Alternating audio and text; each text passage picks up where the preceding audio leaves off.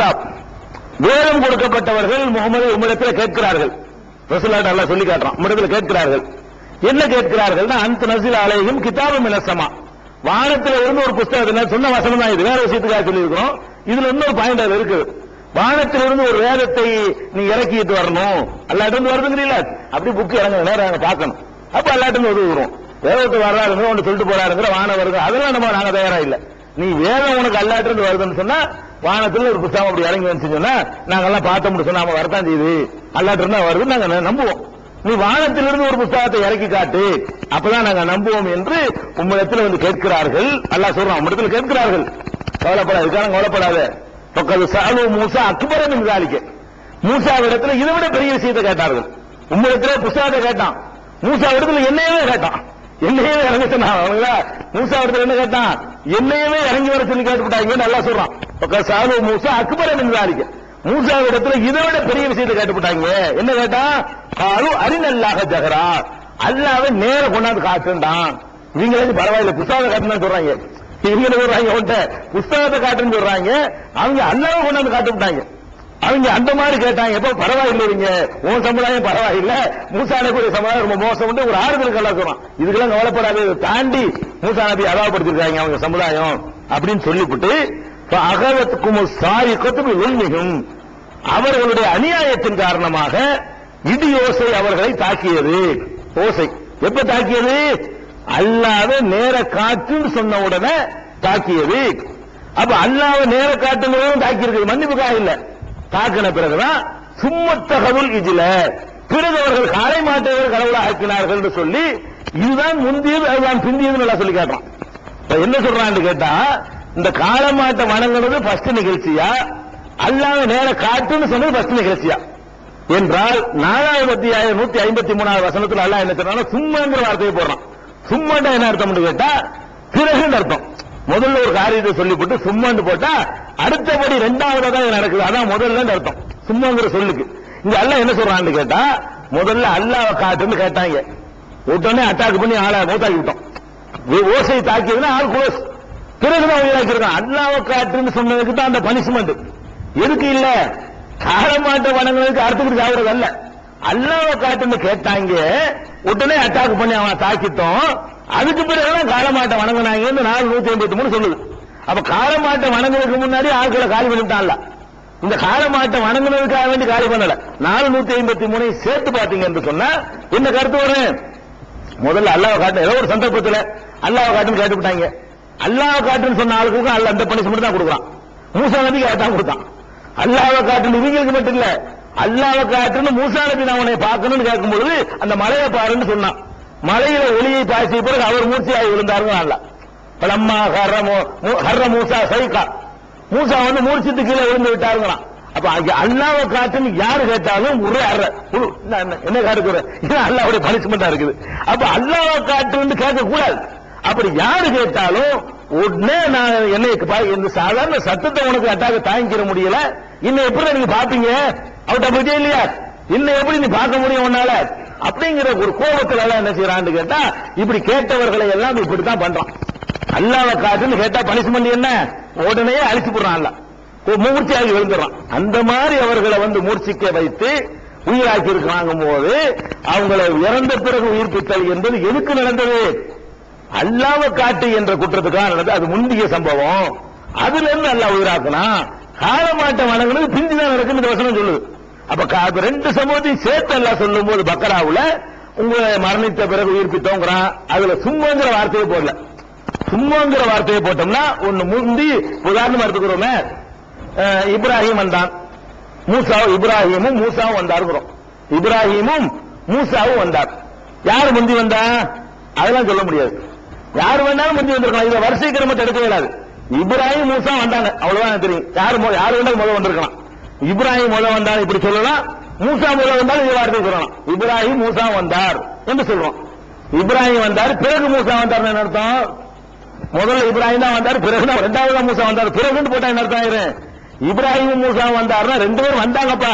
யாரு முந்தி குந்திங்க பேசல, யார் வேணாலும் முந்தி வந்திருக்கலாம். அதை நான் சொல்ல விரும்பவில்லை. ரெண்டு பேரும் வந்தார்கள் என்பது மட்டும் அதுக்கு அர்த்தம் வரும். இவரும் வந்தார் அவரும் வந்தார். இன்னொன்று போட்டோம்னா இவனும் அவனும் அதுவும் இதுவும் உம்மு போடுறோம்ல, இந்த உம்மு போட்டோம்னா என்ன அர்த்தம் வரும்னு கேட்டா, ஒன்னு முந்தி ஒன்னு பிந்திங்கிற கருத்து வராது, ரெண்டுமே வந்தார்கள் என்ற கருத்து தான் வரும். வழங்குதா? ஆனால் இவர் வந்தாரு பிறகு அவர் வந்தாருன்னு போட்டீங்கன்னா, பிறகு என்பதை போட்ட காரணத்தினால அவர் இரண்டாவது வந்தால்தான், முதல்ல அவர் வந்துட்டாரு அப்படின்னு அர்த்தம் வந்துடும்.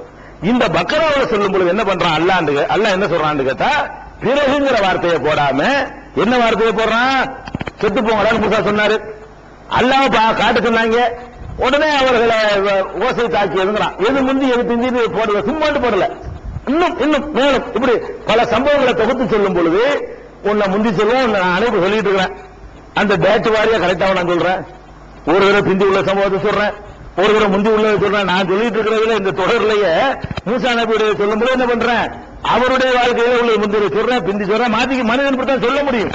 இந்த மாதிரியா சொல்ற தோரணையில தான் பக்கரா அமைஞ்சிருக்கிறது.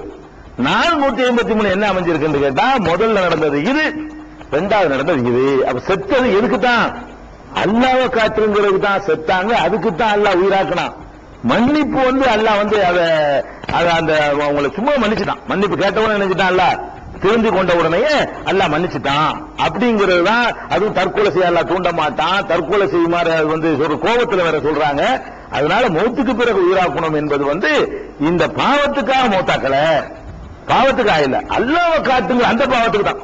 அந்த பாவத்தை நபியா இருந்தாலும் செஞ்ச அல்லாஹ்வுடைய பனிஷ்மெண்ட் அப்படித்தான் இருந்திருக்கு என்பதை நம்ம நேற்று அல்லாஹ் காணவில்லை என்ற தலைப்புலையும் சொல்லியிருக்கிறோம். இப்படித்தான் நல்லா கோபமான ஒரு விஷயமா எடுத்துக்கிறான், அல்லாஹ்வை காட்டுன்னு கேட்கக்கூடாது அப்படிங்கிற அடிப்படையில இதை நம்ம புரிஞ்சுக்கணும். அதே மாதிரி இதுலயும் சொல்றான். இன்னொன்னு என்னன்னு கேட்டா, 7வது அத்தியாயத்திலையும் இவர்கள் பாவ மன்னிப்பு கேட்ட சம்பவம் இருக்குல்ல, அது தொடர்பாக ஒரு செய்தி வருகிறது. என்ன வருது என்று கேட்டா, வக்தார மூசா கௌமஹு 70 ரஜுலா, மூசா நபி அவர்கள் 70 பேரை தேர்வு செய்தார்கள். 70 பேரை செலக்ட் பண்ணி தேர்ந்தெடுக்கிறார்கள் தன் சமுதாயத்தில் இருந்து. நாம் வாக்களித்த இடத்திற்கு வருமாறு எல்லாம் ஒரு இடத்துக்கு கூட்டிட்டு சொல்லிட்டான். 70 பேரை புறக்கி எடுத்து கொண்டு போறார். வந்த உடனே பலம்மா அகதத்துக்கும் ஒரு ரஜிபத்து, அவர்களை ஒரு ஓசை ஒன்று தாக்கியது. தாக்கின உடனே கால ரப்பி லவ்சியத்த அகலத்தகும் மின் கபுல் ஐயாய, இறைவா நீ நினைத்திருந்தால் இவர்களை முன்னாடியே அழிச்சிருக்கலாம், கூட்டிட்டு வர சொல்லி இந்த இடத்துல வச்சு நீனா 70 பேரை பொறுக்கிட்டு வர சொன்ன, நான் 70 பேரை தனியா ஒதுக்கி கூட்டிட்டு வந்துட்டேன், இங்க வச்சு நினைச்சிட்டு அவங்களை காரியம் பண்ணி விட்டேன், நான் தான் காரியம் பண்ணிட்டேன் சொல்ல போறாங்க அவங்க, அங்க வச்சு காரியம் பண்ணிருக்கலாம். அவர் கேட்கிறார் மூசா நபி, அப்ப அத்துகுலி புனா பிமா பால சுபகாரம் என்ன, எங்கள மூடர்கள் செஞ்ச காரியத்துக்காக வேண்டி எங்களை நீ நாசமாக்குறியா அப்படின்னு மூசா நபி கேட்கிறாங்க என்ற ஒரு சம்பவம் 7வது அத்தியாயத்துல 155வது வசனத்தில் வருகிறது. இதை வச்சு என்ன சொல்றாங்க கேட்டா, இன்னும் சில குர்ஆனுடைய விரிவுரையாளர்கள் சொல்ற கருத்து, அந்த காலமாட்டை வணங்கினாங்கல்ல, அதுக்கு பனிஷ்மெண்டாக ஒரு 70 பேர் நல்லா அவர்களை பொறுக்கி எடுத்துட்டு வந்தான். நல்லா 70 பேர் பொறுக்கிட்டு அந்த 70 பேருக்கு பனிஷ்மெண்ட் கொடுத்தான்ல, தாக்கு அந்த ஓசை தாக்கி நெஞ்சிச்சு அவங்களை அழிச்சது அப்படிங்கிற மாதிரியான ஒரு கருத்தை சில அறிஞர்கள் என்ன செய்யறாங்க, பல அறிஞர்கள் இந்த வசனத்துக்கு தருகிறார்கள். மேலோட்டம் பார்த்தா அப்படி தெரியுது. மேலோட்டம் பாத்தீங்கன்னு சொன்னா, மூசா சமுதாயத்தில் 70 பேரை தேர்ந்தெடுக்கிறாரு, குறிப்பிட்ட இடத்துக்கு வந்துட்டாங்க.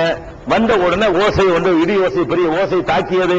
தாக்கின உடனே மூசா நபி கேட்கிறாங்க, எல்லாம் முன்னாடியே இவங்களை அப்படி அடிச்சிருக்கிறாங்க, கூட்டிட்டு வந்து அடிக்கிறதுக்கு பதிலா நான் தான் கூட்டிட்டு போய் கொண்டுட்டேன்றாங்களே, அவங்களோட வச்சுக்கிட்டு அடிச்சா ஏமால பழி வராதுங்கிற அடிப்படையில் சொல்றாரு.